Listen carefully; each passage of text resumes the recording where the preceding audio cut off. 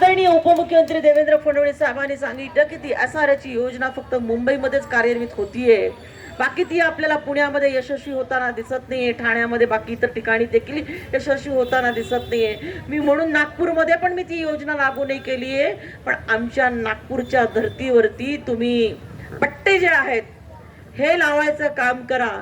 पट्टे लावणार म्हणजे आता तुम्ही ह्या जागेवरती आहे, तुम्ही जिथं राहताय त्या जागेवरती आपण सगळा नीट लेआउट करून त्याची पट्टा जो आहे ती जागाची आहे, ही तुम्हाला जागा तुम्हाला पट्टा लावून दिला जाणार म्हणजे तुमचं त्याच्यावरती नाव लागणार. नाव लागणार म्हणजे 30 वर्षासाठी आपल्याला ती जागा लीजने दिली जाते. 30 वर्षापेक्षा सरकार देत नाहीये, त्याचा कायदाच नाहीये. परत 30 वर्षांनी ते पट्टा रिनोव्हेट करून घ्यायचा. तोपर्यंत अजून काही आपलं नाशिक मोठं झालं तर एसआरए देखील सुरू होऊन जाईल. पण त्याच्यामध्ये महत्वाचा विषय असा आहे की ते पट्टा मिळाल्यानंतर 7/12वरती इतर अधिकारामध्ये आपलं नाव लागणार. आपल्याला कोणी सांगणार नाही ही जागा मग तुमची नाही, ही जागा माझ्या हक्काची होणार. माझं 7/12वरती इतर अधिकारामध्ये नाव येणार. आणि अजून त्याचा किशोर भाऊ फायदा काय होणार आहे तर त्या ठिकाणी आपल्याला पंतप्रधान आवास योजना जी पूर्वी 2.5 लाख होती ती आता बजेटमध्ये 4 लाख केली आहे. ते 4 लाखाची योजना इथं लागू होईल. आणि तुमचं नाव इतर अधिकारामध्ये 7/12मध्ये आलेलं असल्यामुळे तुम्ही त्या जागेचे मालक आहात. लीजवरती ती जागा तुम्हाला देऊन टाकलेली आहे सरकारने किंवा महानगरपालिकेने. मग तुम्हाला वाटलं की आमची मुलं आहेत, शिकतायत, नोकरी करतायत, मग मला मोठं घर बांधायचं आहे, तर तुम्ही कर्ज देखील घेऊन बँकेतून तुम्हाला कर्ज देखील मिळू शकतं. आज या आपल्या वस्तीचा विकास करण्यासाठी बँकेतनं कर्ज मिळत नाही, कारण जागा आपल्या नावावर नाही. ही जागा आपल्या नावावर झाल्यानंतर एक मोठी क्रांती होणार आहे. आणि बाळासाहेब, हे क्रांतिकारी निर्णय हे आमचं सरकार घेते, याचा मला मनापासून आनंद होतोय. तुम्हाला सांगायला आनंद होतोय की आता तर लाडकी बहीण योजना सरकारने आणलेली आहे. ह्या सगळ्या आमच्या लाडक्या बहिणी झाल्या आहेत. फॉर्म भरले का? सगळ्यांनी भरले का? माझी विनंती आहे, पण हे फॉर्म आमच्या माध्यमातून भरा. कोणी काँग्रेसचं असेल तर मला माफ करा. इतिहास काँग्रेसकडनं किंवा उभाटा सेनेकडनं किंवा शरद पवार साहेबांच्या राष्ट्रवादीकडनं ते फॉर्म भरू नका. कारण काय, ते आमच्या विरोधी पक्षात आहे. भाऊ ते फॉर्म चुकवतील, मग ते काय सांगतील, पण आम्ही सांगत होतो ना हे तुम्हाला पैसे देणार नाहीये. वंचितचे लोक नाही, ते गोरगरिबांसाठीच काम करतात, ते भरतील. त्यामुळे माझी विनंती आहे तुम्हाला की आपण फॉर्म भरा. ऑनलाईन फॉर्म भरता येतो, अंगणवाडीच्या सेविकेच्या माध्यमातून फॉर्म भरता येतो. त्या अंगणवाडीच्या सेविकेला आपला फॉर्म भरण्यासाठी सरकार 50 रुपये प्रति फॉर्म देणार. किती? 50 रुपये. त्यामुळे एकालाही 1 रुपये देऊ नका, कोणालाही 1 रुपये देऊ नका. प्रत्येक घरातनं 2-2 बायकांचे फॉर्म भरा. तुमचा फॉर्म आता जर राहून गेला किंवा चुकला तर म्हणजे आता 31 तारखेला 1 हप्ता पडेल ज्यांचे फॉर्म मंजूर होतील त्यांचा. ज्यांचे नसतील मंजूर झाले त्यांना ऑगस्टच्या शेवटच्या दिवशी म्हणजे 31 ऑगस्टला दुसरा हप्ता पडेल. आणि ज्यांना या जुलै महिन्याचा हप्ता मिळाला नाही त्यांना ऑगस्ट मध्ये जुलै आणि ऑगस्ट दोन्ही महिन्यांचे हप्ते मिळतील. म्हणजे महिन्यांना आपल्याला सरकार आता दर महिना, दीपक, आपलं सरकार दर महिन्याला आता 3000 रुपये प्रत्येक कुटुंबामध्ये देणार आहे. किती? अहो, आमच्याबद्दल बाळासाहेब संविधान बदलणार म्हणून प्रचार केला, खोटा प्रचार केला आणि लोकांना, आमच्या ह्या गोरगरीब जनतेला फसवलं.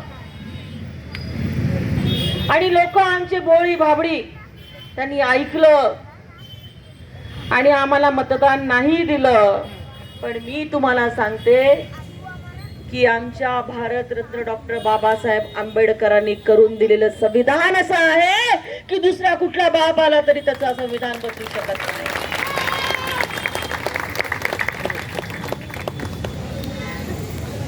त्याचा मूळ ढाचाला कोणी हात लावू शकत नाही. अहो तुम्हाला सांगते, देशाला स्वातंत्र्य मिळून 75 वर्ष झाले. ज्या दिवशी आम्हाला संविधान मिळालं 26 नोव्हेंबर 1950, बरोबर ना बाळासाहेब, तो दिवस संविधान दिन म्हणून साजरा करण्याचं काम जर कोणी केलं असेल तर ह्या देशाचे पंतप्रधान नरेंद्रभाई मोदी यांनी केलेला आहे. बाबासाहेब म्हणायचे काँग्रेस हे जळकं घर आहे. भारतरत्न डॉक्टर बाबासाहेब आंबेडकरांना लोकसभेमध्ये जर कोणी हरवलं होतं तर ते काँग्रेसने हरवलं. मंत्रिमंडळामध्ये त्यांना कोणी घेतलं नाही तर ते काँग्रेसने घेतलं नाही. आणि आता भारतरत्न डॉक्टर बाबासाहेब आंबेडकरांच्या नावाने तुमच्याकडे मतं घ्यायला येतात आणि तुम्ही ते जे काही बोलतात ते तुम्ही ऐकतात. संविधान बदलणार ते म्हणतात. अहो संविधानावरती घाला त्यांनी घातला आणि तो म्हणजे 1975चा आणीबाणीचा दिवस. लोकशाही त्या दिवशी आपली मृत झाली होती. किशोरभाऊ, मान्य आहे का? 1975च्या दिवशी, ज्या दिवशी इंदिरा गांधींनी ती आणीबाणी आणली, त्या दिवशी हे फोटो काढतायत ना, हे रेकॉर्डिंग देखील कोणाला करण्याचा अधिकार नव्हता. पत्रकारांना मोकळं बोलण्याचा अधिकार नव्हता. आज ह्या व्यासपीठावरती वेगवेगळ्या विचारशैलीची माणसं बसली, ते त्यांचे विचार मांडू शकतात. ते विचार अभिव्यक्ती स्वातंत्र्य होतं ते देखील काढून टाकलं होतं. जे त्यांच्या विरोधात बोलायचे असं त्यांना वाटायचं त्यांना जेलमध्ये डांबलं होतं. अहो लोकशाहीमध्ये काय बाबासाहेबांनी काय सांगितलंय? सर्वांना समता, समानता आणि अभिव्यक्ती स्वातंत्र्य दिलेलं आहे. भावांनो, मी तुम्हाला आज विनंती करणार आहे, आपल्या सरकारने या बहिणींसाठी लाडकी बहीण योजना आणली आहे. मला तुम्ही 10 वर्षापासून बघतात, मी कधी कोणाचा राग केला नाही. किशोर भाऊ, मी कधी कोणाला त्रास दिला नाही, कधीच कोणाला त्रास दिला नाही बर का बाळासाहेब. मी कधी कोणाला त्रास देत नाही, पण माझ्या नादी जर कोण लागलं बाळासाहेब तर मी त्याला सोडत नाही. महिला जरी असेल ना, ते भाऊ माझ्या पाठीशी आहे, हे काय नाही, महिला माझ्या पाठीशी आहे, हा मध्य विधानसभा मतदारसंघ माझ्या पाठीशी आहे. उदाहरण म्हणूनच दिलं किशोर भाऊ. उठसूट मला त्रास द्यायचा, उठ सुडाव मला आमदार मी नाही झाले, माझी यांनी केलं. माझं काय चुकलो? मी काम करते, मी गल्ल्या गल्ल्यांमध्ये फिरते, मी कुठेही जाऊन बसते, कुठेही जाऊन जेवते, कुठेही जाऊन चहा घेते. माझ्याकडे गरीब आले तर पहिला त्यांना मान मिळतो, नंतर श्रीमंतांना मिळतो. मी कोणाच्या खाजगी जागा बळकावण्याचं काम करत नाही, काहीच नाही. आणि म्हणून माझ्या या सगळ्या भावांना माझी विनंती आहे, रक्षाबंधन जवळ येते किशोर भाऊ, मला तुमच्या सगळ्यांकडनं ओवाळणी पाहिजे. मी तुमची लाडकी बहीण आहे का? आवाज नाही आला.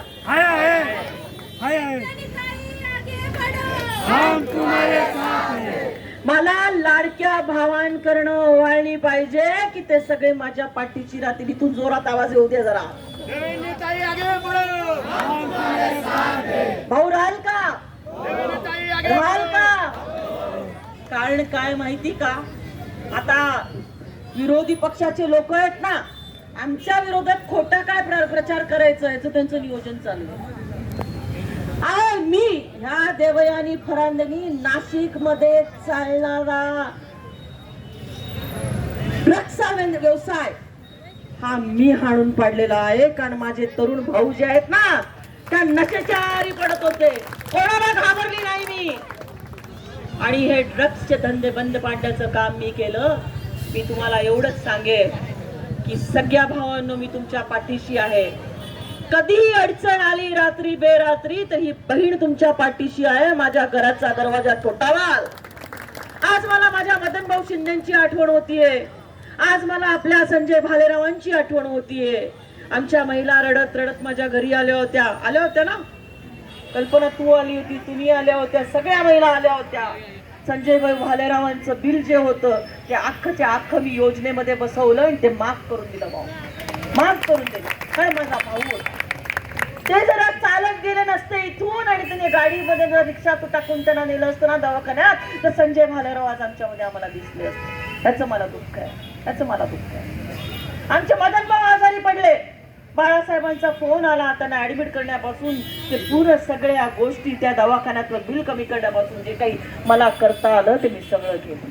माझ्या घरी जो कोणी येतो मी त्या सगळ्यांना मदत करते. मग माझी तुमची मी 5 वर्षाने तुमच्याकडे मागायला येते. 5 वर्षाने मागायला येते. 5 वर्ष मी तुमची सेवा करते. माझ्या बाबतीमध्ये विरोधकांना काही येत नाही, मग ते खोटा प्रचार करतात. मला बडीबाबी म्हणतात. मला बडीबाबी म्हणण्याचं काम करतात. अरे ट्रकच्या धंदेवाल्यांना घेऊन फिरणाऱ्यांनी आम्हाला सांगू नये. आणि म्हणून मी तुम्हाला विनंती करेल. तुम्ही म्हणाल की सरकारने लाडकी बहीण योजना आणली, मग लाडक्या भावांचं काय? माझ्या भावांनो तुम्हाला देखील विनंती करेल की दिवसभर संध्याकाळी जे काही करायचं तुम्हाला ते करा, पण नोकरीला लागा. तुम्ही पहिल्यांदा नोकरीला लागत असाल तर तुम्हाला जी कंपनी समजा तुम्हाला 12,000चा पगार देत असेल तर त्याच्या बरोबर 6,000 रुपये आता सरकार देणार आहे. म्हणजे तुमचा पगार किती होईल? 18,000चा होईल. असं 6 महिने तुमच्यासाठी सरकार हे आपलं काम करणार आहे. तुम्हाला जर तुम्ही जास्त शिकलेले असाल तर तुम्हाला 10,000 रुपये अप्रेंटिसशिप मध्ये मिळणार आहे. आमच्या महिलांना आता गॅसचं सिलेंडर ह्या वर्षभरामध्ये 3 गॅसचे सिलेंडर मोफत आहेत. जर तुमच्याकडे कुठला गॅस एजन्सीवाला ते मोफत सिलेंडर देण्यासाठी पैसे मागत असेल ना, तर माझं ऑफिस गाठाल, त्याची गॅस एजन्सी काढून घेईल. त्याची गॅस एजन्सी मी काढून घेईल. त्या सरकारने अनेक योजना आणल्या, पण मी आपल्याला विनंती करेल की आज अशा या ऐतिहासिक भूमिपूजनाच्या सोहळ्याच्या निमित्ताने आपण सर्वजण इथं एकत्रित आलो. तुम्ही गेले 10 वर्ष मला तुम्ही बघतात की मी सर्वांच्या सुखदुःखामध्ये, सर्वांच्या अडीअडचणीमध्ये, माझ्या घरी कोणाची ओळख लागत नाही. कोणी गरीबातलं गरीब माझ्या घरामध्ये येतं आणि ताई माझी ही अडचण आहे, प्रत्येकाला मी मदत करत असे. अशा हजारो कुटुंबांना आजपर्यंत मी मदत करत आलेली आहे. आता राहिला नागसेनवाडीच्या पाण्याचा, रस्त्याचा आणि गटारीचा विषय. पाण्याचं काम त्या माणसाने 28% बिलो टेंडरने भरलेलं होतं आणि त्यांनी वरवर पाण्याच्या लाईन टाकल्या. मी लोकसभेच्या निवडणुकीच्या आधी आमच्या महिलांना येऊन भेटून गेले. म्हटलं बायांनो माझ्यावर विश्वास ठेवा, तो चुकीचं काम करतोय, आपण थोडं थांबूया. तुम्ही इतके दिवस अडचण सहन करताय, ते काम मी थांबवलं. आणि आता रस्ते आणि गटारचंही टेंडर निघालेलं आहे. एक 8-10 दिवसामध्ये ते फायनल होईल आणि पुढच्या 15-20 दिवसाने आपण त्या पाण्याच्या लाईनचं, गटारीचं आणि रस्त्याचं असंच भाऊ आपण भूमिपूजन करूया. आणि त्याच्यातून ह्या गल्लीमधला पाणी, रस्ता आणि गटारचा प्रश्न सुटेल. माझ्या किशोर भाऊ पासून सगळे परवा कार्यकर्ते आले होते मंडळाचे, दोन्ही मंडळाचे कार्यकर्ते आले होते आणि मी त्यांच्या समोरच शौचालयासाठी फोन लावला. आपल्या मतदारसंघाच्या 5 ठिकाणचे शौचालय असे आहेत की ते पाडून तोडावे, पाडून टाकावे, नवीन बांधावे. त्याच्यामध्ये मातंगवाड्याचा आहे, आपला आहे, असे अनेक 5 ठिकाणचे, पंचशील नगरचा आहे. हे 5हीचं मी एस्टिमेट करायला लावलेलं आहे आणि ते आपण पाडून नव्याने बांधण्याचं काम देखील मंजुरीच्या टप्प्यामध्ये आहे. त्याचा माझा ऑफिस पाठपुरावा करत आहे आणि तुम्हाला ते देखील नवीन बांधून देईल. मंगळवारी पट्ट्याच्या बाबतीमधले मुंबईमध्ये बाळासाहेब पहिली बैठक झाली की दुसरी बैठक आता मंगळवारी आहे. त्याचा GR जो आहे नागपूरसाठी आहे पट्ट्याचा, तोच GR आपण नाशिक महानगरासाठी काढून घेत आहोत आणि पुढची कारवाई देखील आपण सुरू करू. आपल्याला एवढीच विनंती करेल की खोटं बोलणाऱ्यांपासून सावध राहा, खोटं बोलणाऱ्यांपासून सावध राहा. आणि खरं काय आणि खोटं काय बायकांनो तो आपल्याला तर खूप समजतं की नाही. मेथीची भाजी गेलो की ती लाल कोराची का मोठ्या पानाची का चिखलात माकली का चांगली आहे का निब्बर आहे काय किती बघ, अंधार निवडायचा आहे. खासदार निवडायचा जेव्हा असतो, बघाल की नाही? आणि कोणी काहीतरी सांगेल आणि मग आम्ही मतं देणार का? देणार ना? मी ह्या ठिकाणी ह्या सभागृहाच्या मागणीसाठी माझ्याकडे आमच्या कविताताई तेजाळे असतील, आमचा किशोर भाऊ असेल, दिगंबर भाऊ असतील, आमचे सुरेश निकम आहेत, मदन शिंदे आहेत जे आज जरी नसले तरी, आमचे संजय भाऊ भालेराव आज जरी नसले, आमच्या संजय भाऊ साबळे आहेत, अनेक लोकांनी, आपल्या प्रकाश गायकवाड आहेत, या सगळ्यांनी आणि या इथल्या सगळ्या नागरिकांनी, आमचा यश भाऊ शिंदे आहे, आमच्या यशने माझ्याकडे अनेक वेळा ह्या ठिकाणी मागणी केली आणि या सगळ्यांच्या मागणीला मान देत आपण हे सभागृह बौद्ध विहार जे आहे मंजूर केलेलं आहे. यश असेल, किशोर असेल, मी आपल्याला एवढंच सांगेल की याच्यामध्ये लक्ष देऊन आता ते काम लवकर पूर्ण करून घ्याल, चांगलं काम करून घ्याल एवढी मी विनंती करते आणि थांबते. बऱ्याच वेळापासून आपण सर्वजण इथं थांबलात, मी आपल्या सगळ्यांचे मनापासून आभार मानते, आपल्या सगळ्यांना धन्यवाद देते आणि सर्वांनी आपले जे फॉर्म जे आहेत हे आपले लाडकी बहीणचे भरून घ्यावे. त्यात काही अडचण आली तर आपण अंगणवाडीच्या महिलेशी संपर्क करा, माझ्या ऑफिसशी संपर्क करा, एवढीच विनंती करते आणि थांबते. जय हिंद, जय महाराष्ट्र, जय भारत. धन्यवाद मॅडम.